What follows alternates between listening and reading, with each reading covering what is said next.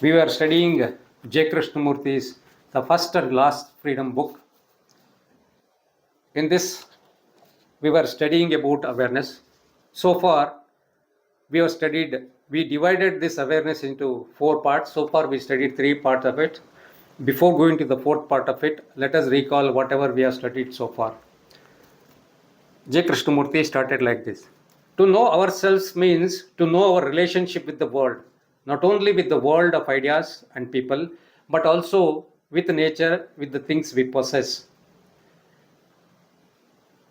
Understanding of that relationship does not ask for specialization. What it demands is awareness to meet the life as a whole. To understand this relationship does not mean isolation. On the contrary, it demands a full recognition or awareness of the total process of relationship. How are we aware of anything? First, we are aware of a response to a stimulus. So, through identification, you have pleasure and pain. And our capacity is this concerned with pleasure and the avoidance of pain, is it not?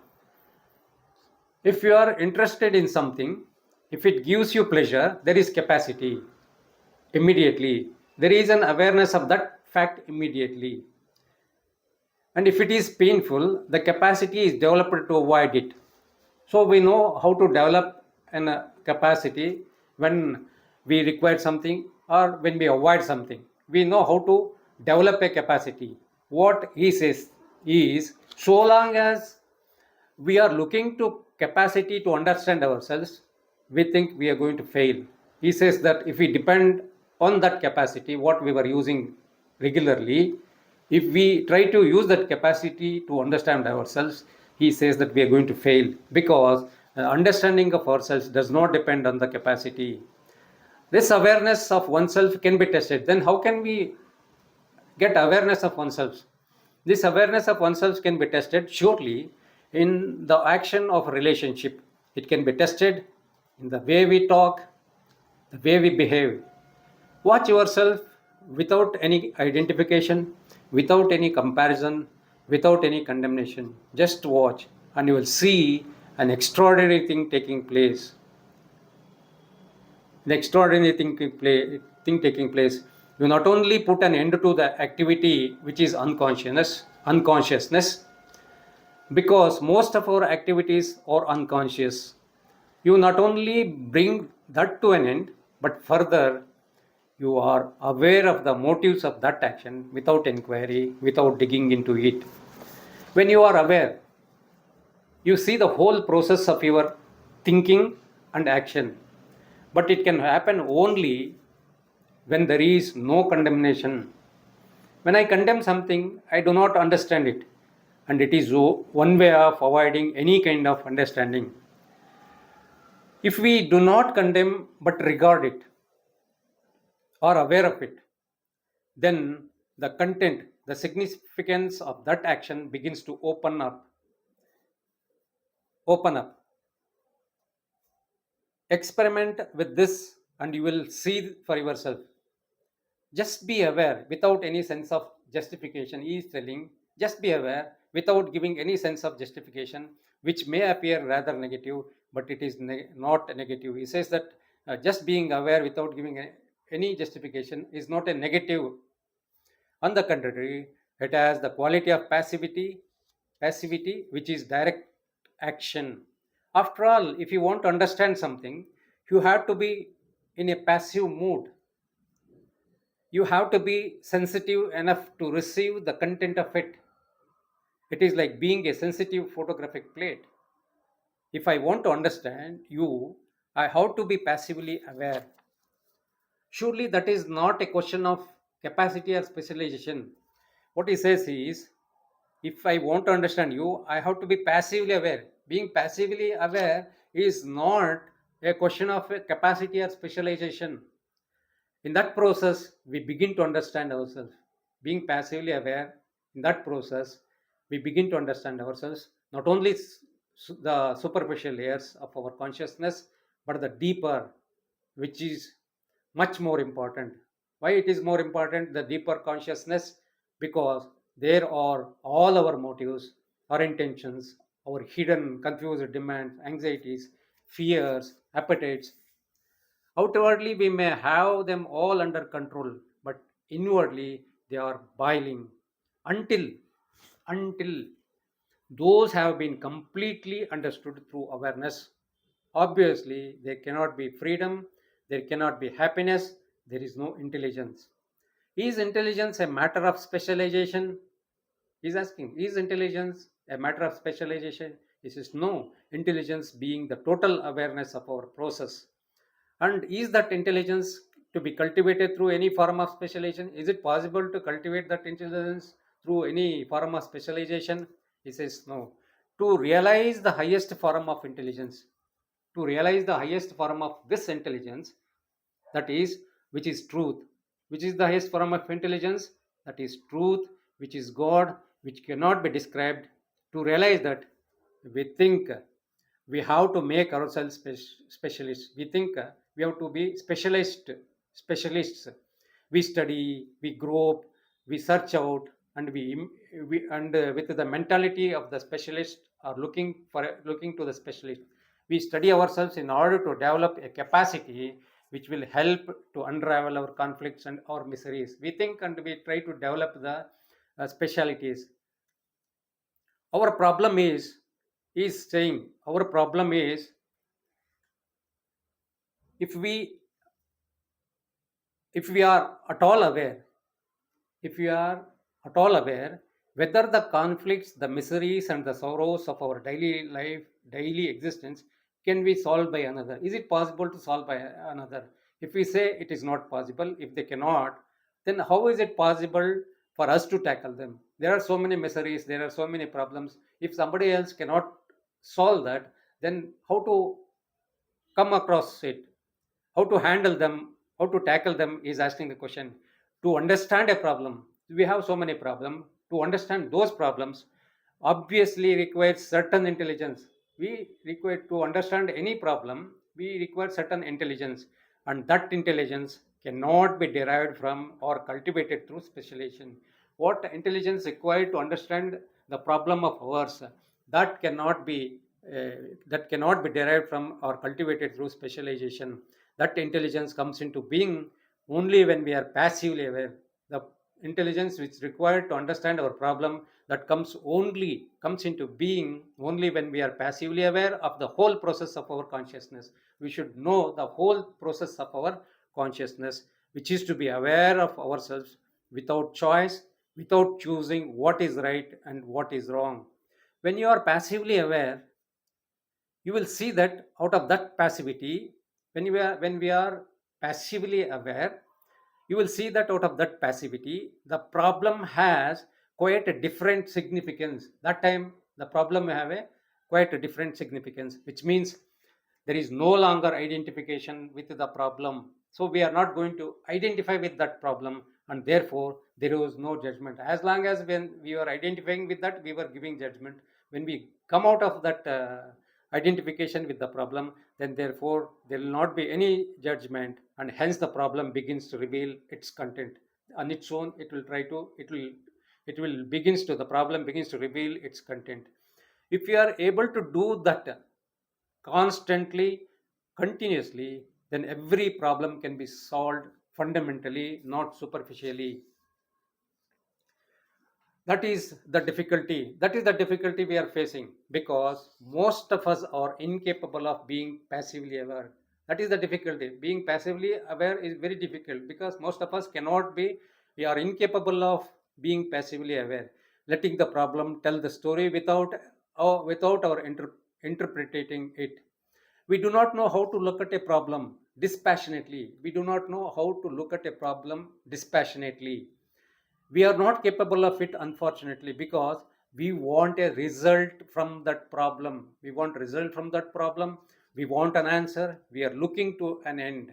Or we try to translate the problem according to our pleasure or pain. Or we have an answer already how to deal with that problem.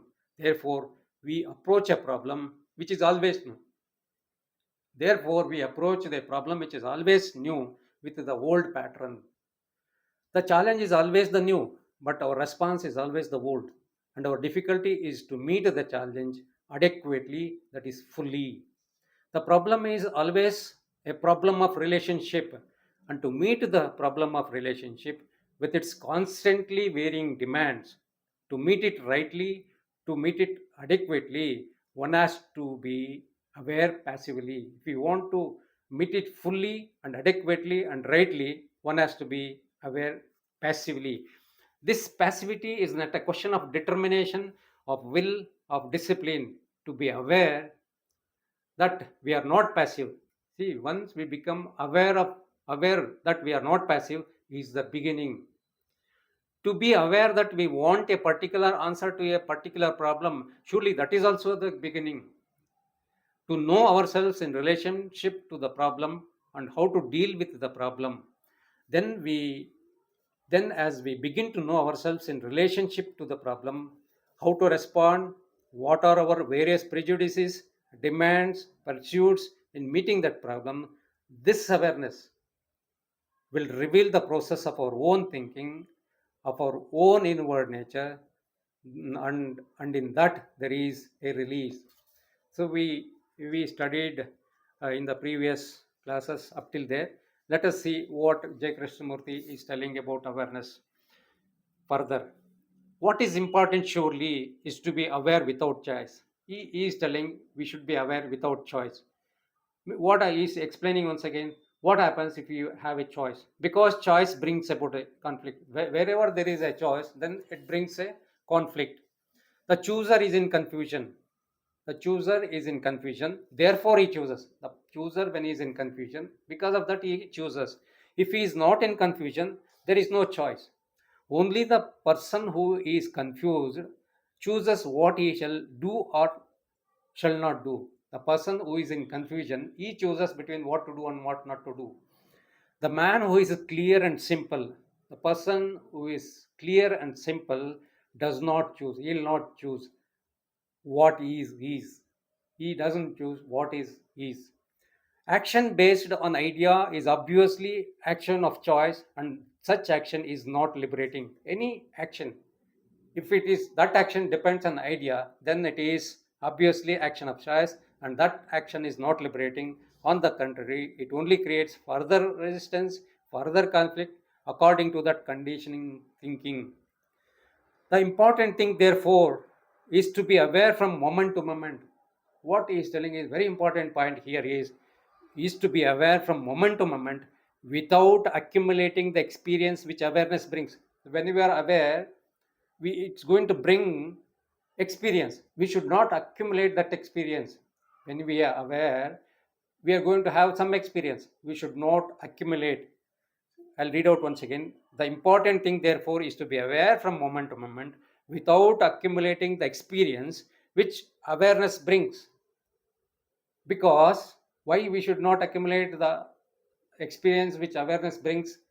He is explaining because the moment you accumulate, you are aware only according to that accumulation. We are going to see further things according to the accumulated experience, according to that pattern, according to that experience. That is your awareness is conditioned by your accumulation, and therefore there is no longer observation but merely translation. If you start accumulating the experience which we get from the awareness, then whatever we see, that is not no longer a observation, that is going to be a mere translation. Where there is translation, when the translation comes, there is choice, and the choice creates conflicts. In conflict, when there is a conflict, there can be no understanding. When there is a conflict, no understanding. Life is a matter of relationship. Life is a matter of relationship, and to understand that relationship, which is not static, that relationship is not static. There must be an awareness which is pliable, an awareness which is alertly passive. To understand the moving relationship, we must have an awareness which is pliable, an awareness which is alertly passive, not aggressively active. As I said, as he said earlier, this passive awareness does not come through any form of discipline. This passive awareness does not come through any form of discipline, through any practice. It is to be just aware from moment to moment. Thus, passive awareness comes only through just be aware from moment to moment of our thinking and feeling, not only when we are awake, for we shall see as we go into it more deeply that we begin to dream, that we begin to throw up all kinds of symbols which we translate as dreams. Thus we open the door into hidden. As we aware continuously, this thus we open the door into hidden, which becomes the known. Then once we become, that will become a known. But to find the known, if we want to find the known, we must go beyond the door. We must go the beyond the door. Surely that is our difficulty. Reality is not a thing which is knowable. Reality is not a thing which is knowable by the mind. Reality is not a thing knowable by the mind, because the mind is the result of the known of the past. The mind is the result of the known and of the past. Therefore, mind must understand itself. Because mind is the result of the known and of the past, what mind should do? Mind must understand itself. It should understand itself and its functioning, its truth. And then only is it possible for the unknown to be. I'll read out once again last sentence what J. Krishnamurti is telling. Reality is not a thing which is knowable by the mind, because the mind is the result of the known and of the past. Therefore, the mind must understand itself and its functioning, its truth, and only then is it possible for the unknown to be.